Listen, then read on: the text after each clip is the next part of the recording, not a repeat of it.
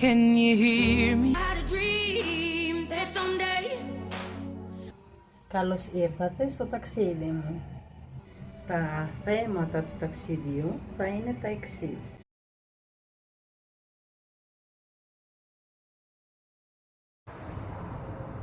Η τέχνη είναι η διαχείριση των ικανότητων που υπάρχουν ήδη μέσα στους ανθρώπους και που αφορά ένα εσωτερικό κόσμο, το πνεύμα και το μυαλό σε εξέλιξη με φαντασία και που εξωτερικεύεται μέσα από ένα υλικό ορατό ή αόρατο. Την τέχνη δεν μπορείς και πολύ να την περιγράψεις. Είναι κάτι, όπως είπαμε, αφορά το εσωτερικό κόσμο, το πνεύμα. Μπορείς μόνο να τη δεις, να την ακούσεις και να την αισθανθείς.